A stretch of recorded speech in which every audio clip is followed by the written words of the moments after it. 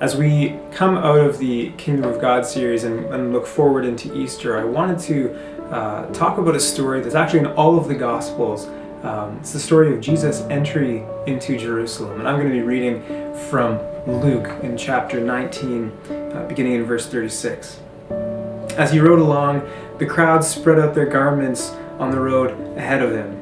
And when he reached the place where the road started down the Mount of Olives, all of his followers began to shout and sing as they walked along, praising God for all the wonderful miracles they had seen. Blessings on the King who comes in the name of the Lord, peace in heaven and glory in the highest heaven. But some of the Pharisees among the crowd said, "Teacher, rebuke your followers for saying things like that."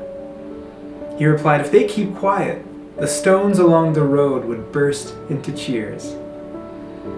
And that's a great moment.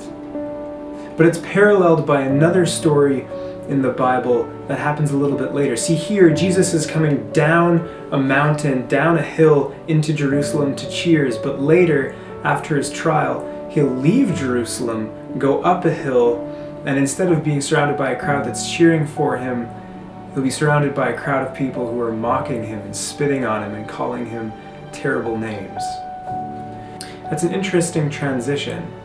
I think the thing that interests me the most is that some of the people in that first crowd, the crowd welcoming him in and welcoming Jesus as king, some of the people that were there are also in the next crowd, the crowd that are tired of Jesus as a king. They don't want him there. They'd actually rather have him die. And I think there's a few reasons for that. A few reasons why this transition happens, but one of the ones that strikes me the most is because over the time that Jesus was actually in Jerusalem, I think they got a glimpse of what it meant for him to be a king and what his reign actually looked like. And it wasn't all, raising people from the dead or creating food out of nowhere and feeding people.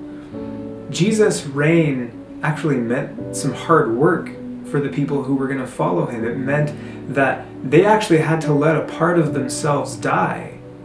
They had to be confronted with the worst parts of themselves, their own selfishness and greed and pride. And that's really hard to do. It's hard to look at yourself in the mirror and then come face to face with the parts of you that are not good, the parts of you that are ugly, and the parts that not only are you going to come face to face with that, but Jesus says, okay, we're going to put those things to death so that a new part of you can grow. I think right now, a lot of us are being confronted with ugly parts of ourselves. We're getting stressed out. We are getting anxious. Or maybe we're grieving the loss of a lot of good things, the communities that we're used to being a part of, work. Maybe we're grieving the loss of time not spent with our families. And through all of these things, none of this is wrong, right? These are natural things to feel when we're faced with a global pandemic and a province-wide state of emergency.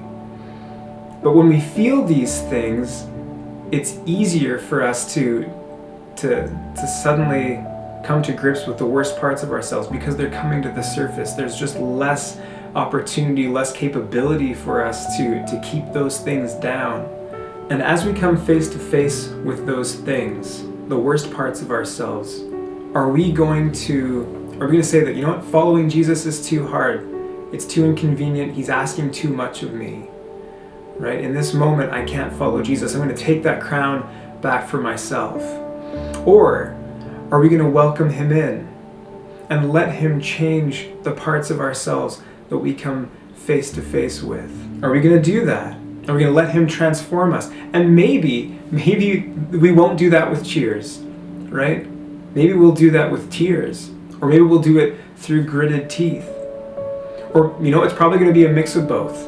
There are going to be times where we recognize that Jesus is king and we're going to treat him that way, and there will probably be times where we're going to keep our own kingdoms for ourselves. But I want to challenge all of us, let's think about what it means to have Jesus as our king when we don't have the energy or when we're not at our best. I hope you find ways to do that this week. God's got grace for you, even when you don't make him your king in those moments. God bless.